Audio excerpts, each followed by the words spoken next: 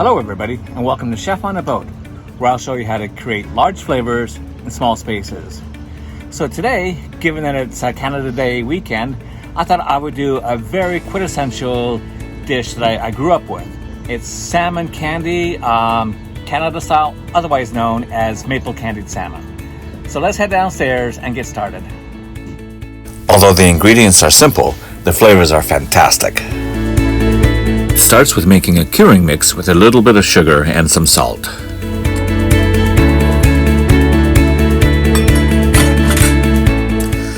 Okay, we'll mix it up here, and then we'll just put a thin layer in the dish here that we'll eventually put the salmon on.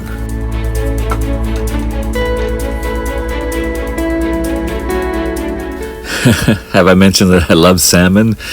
This dish brings back so many memories when I was younger in North Vancouver and going down to Lonsdale Quay and just picking up the salmon candy from at the fisherman's wharf. It was so good. Alright, I'm going to take the skin off here.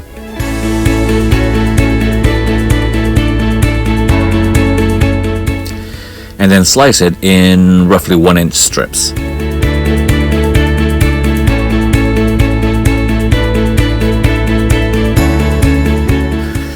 Next, I'm going to place the salmon strips on top of the curing mix that we just put in the bottom of the dish. And once that's done, I'm going to cover the salmon with the remaining sugar salt cure and let it cure in the fridge very quickly, just for about an hour. This helps to draw some of the moisture out of the fish and firm up the flesh on the outside. Now I'm going to prepare the maple syrup mix to brush the salmon with, and being on a boat, I don't have a smoker, so liquid smoke works almost as well. Let's give this a quick stir.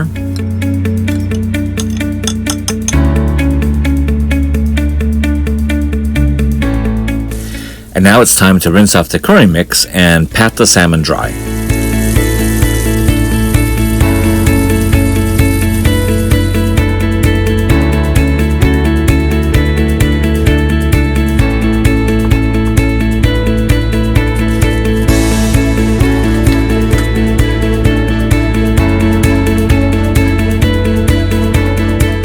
After I brush the one side with maple syrup, I'll flip the salmon as I put it on the rack and brush the other side with syrup. And in the oven it goes. I'll cook this for a long time, about 4 hours at 180 degrees Fahrenheit. Okay, after the first hour of cooking, I'll bring it out and I'll brush it with maple syrup, flip and brush the other side again before putting it back in the oven. But before I put it in the oven, I'm just going to add some cracked black pepper here.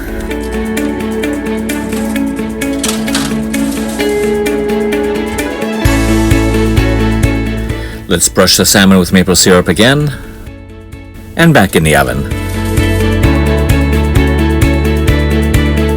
And it's done. Oh, that looks so delicious.